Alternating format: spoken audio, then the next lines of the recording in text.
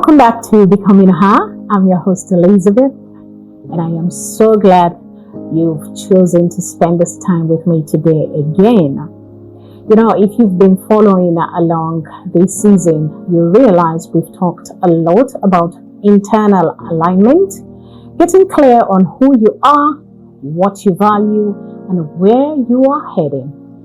But today, we are stepping into a space that tests our growth faster than almost anything else. And that's our relationships. You know, we interact with so many types of connections every single day, from platonic friendships, professional networks, family bonds. But when it comes to romantic relationships, that's where our deepest vulnerabilities, highest hopes, and sometimes our toughest triggers live. So whether you are single and preparing for love, in a long-distance connection, navigating a long-term partnership, or reassessing where you stand right now, this episode is for you. Today, we are diving into the different dynamics of romantic relationships, how to build healthy boundaries, and how to stay true to yourself while building a life with someone else. This first segment, I want us to talk about the spectrum of romantic dynamics. To start with, let's acknowledge that no two romantic relationships look identical. But often we end up in specific dynamics, and sometimes intentionally and by accident. Understanding where you are helps you figure out where you want to go. Here are 4 common dynamics we often see. The first one is the codependent dynamic. This happens when two people merge so completely that they lose their individual identities. Your mood depends entirely on their mood. Your goals get shelved to support theirs. While it feels like deep devotion initially, over time it creates resentment because neither person has room to breathe or grow as an individual. In this kind of dynamics, it's very risky, and most of the times it will end up in disaster. Because why? You totally forget who you are. It's as if you are living to please this person. Of course, we do want to please our partners, but that doesn't mean you should totally forget about yourself or become something or someone else just so you could be in a relationship with this person. It is not a healthy type of dynamic, and one should never get themselves caught up in this kind of relationship. You can still be in a relationship, in love with your significant partner, and still remain true to who you are. That person has to love you for you, in as much as yes, you make necessary adjustments here and there, because these are two people from two different backgrounds, two different upbringings, two different characters, two different dispositions. It is a must that we work on ourselves. But that doesn't mean you become a totally different person just so you could be in a relationship, or forget about yourself, forget about your values, forget about who you are, what makes you you, forget about your belief system, your core values. No, you don't have to do that. You can still be yourself and still be a healthy partner in this type of relationship. Next up, we'll talk about the transactional dynamic. This is a relationship built on tit for tat. I did this for you, so you now owe me that. It feels less like a partnership and more like a contract. And we have a lot of relationships that are like that. And truly, it's not healthy. When love becomes transactional, keeping score replaces true emotional intimacy. The sad part is we have lots of relationships that are like that. People come in with already a preconceived notion and mindset that I'm here for this to get this. It's not based on natural and true love or connection. It is purely transactional. And such relationships can end up being disastrous, and you don't want to find yourself in such relationship dynamic. The third one is the independent or parallel dynamic. In this setup, both partners live virtually separate lives under the same roof or banner. You are both strong and self-sufficient, but there is a lack of deep emotional integration or shared vision. You are parallel tracks on the same train line, but rarely crossing over. You are together, but in two different and separate worlds. You are facing east, the other person is facing west. What do you think would happen in such a relationship dynamic? So that question, I'll leave it to you. You answer it. The next relationship dynamic we'll talk about is the interdependent dynamic. The sweet spot, I call it. This is where healthy, sustainable love thrives. Interdependence means I am a complete person on my own, and you are a complete person on yours, and together we choose to build a shared life where we support each other without losing ourselves. And this is a beautiful, beautiful relationship because it's a healthy one. I love you for you. You love me for me. We come in as two whole people, not half and half. I come in whole, you come in whole. These are relationships that normally leads to marriage and all of that because you understand each other. You know that, okay, this is me. This is who I am. And these are my core values. These are the things I stand for. And the other person accepts you for that. Vice versa. So now, I want you to ask yourself right now, which dynamic describes your past or current relationship? Recognizing the pattern is always the first step towards transforming it. In this second segment, I want us to talk about the core pillars of a healthy romantic connection. If our goal in becoming her is to cultivate an interdependent, healthy relationship, what does that actually require? It comes down to 4 major pillars. First, communication beyond the surface.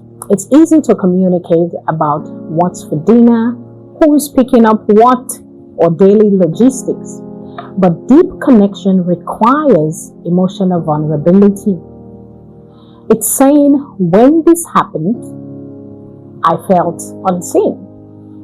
Or I'm feeling anxious about this milestone and I need extra support. Healthy love isn't the absence of conflict, not at all. It's the ability to navigate conflict with curiosity instead of defense. Secondly, we'll talk about managing distance and presence. You know, whether you live under the same roof or navigating miles between you, like in a long distance relationship, presence is a mindset and not just proximity. In person, presence means putting the phone down and truly listening. At a distance, it could mean intention, consistency, check-ins, creative virtual dates. You have to be creative when you are, apart, and clear communication about future plans so the distance always feels temporary and purposeful.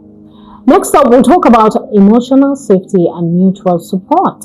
Can you share your biggest, scariest dream with your partner without fear of being minimized? Does your partner feel safe coming to you with their struggles? A strong romantic partnership acts as a safe harbor from the noise of the outside world. You become their safe place. They can talk to you about any and everything without feeling judged. Next point, we'll talk about shared vision, individual parts. You really don't need to have identical hobbies. You don't. But your core values around family, growth, finances, and lifestyle need to align. You are two individuals walking side by side, heading in the same general direction. So never make a mistake of getting together with someone whom you know these core values don't align and you are not heading in the same direction. You'll just be wasting your time. You don't want to do that to yourself. And now I'll call this segment 3, right? We'll talk about boundaries as an act of love. I want to pause here and address something a lot of women struggle with. Boundaries in love. For a long time we were taught that loving someone meant giving up pieces of ourselves to keep the peace. But setting a boundary isn't pushing someone away. It's giving them a map on how to love you well. Emotional boundaries are protecting your peace by refusing to take on emotional toxicity or disrespect. So you have to set them.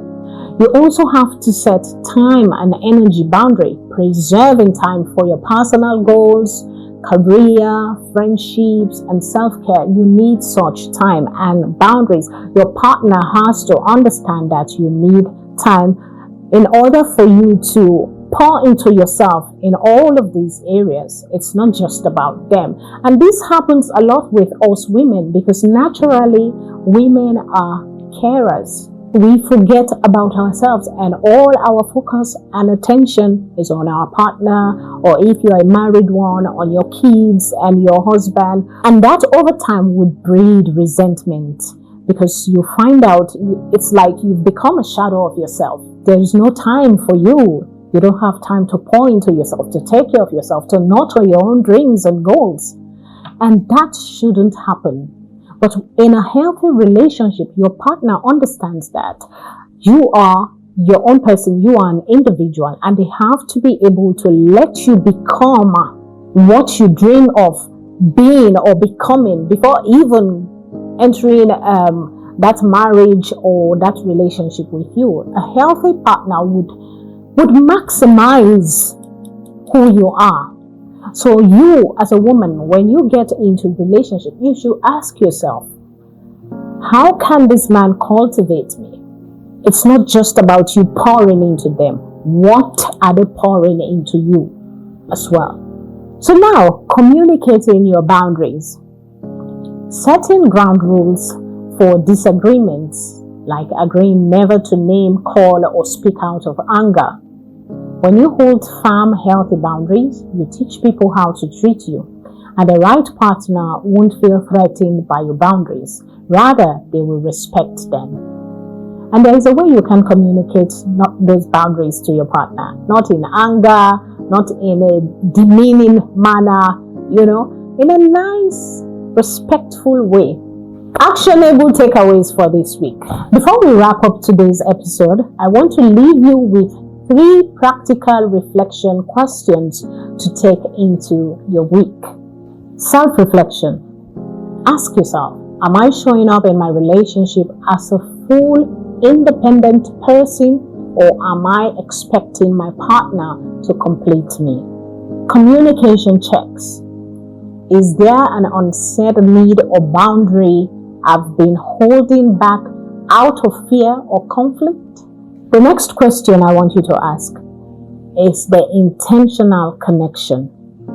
How can I bring more intentional presence, not just routine, into my romantic life this week? You have to be intentional. Ask yourself. Journal on these. I want you to journal on these. Talk about them with a friend or bring them up in a soft, open conversation with your partner. Becoming the best version of yourself isn't about isolation. It's about learning how to love deeply, hold your ground firmly, and grow continuously alongside the people you care about the most. So I want to say thank you so much for tuning into episode 4 of Becoming Her. If this episode spoke to you, take a screenshot, share it on your stories, and tag us, the Becoming Her podcast with Elizabeth Cole, and all our social media platforms, Elizabeth Cole, aka Lizzie. And of course, don't forget to subscribe and leave us a review wherever you listen to your podcast, because it really helps our community grow so much. Next week, in episode 5, we are taking this a step further as we talk about sustaining momentum, personal growth, and step-by-step goal execution as you keep evolving into the woman you are meant to be. You really won't want to miss it, right? Until next time, keep growing, keep loving intentionally, and keep becoming her. Bye guys, take care.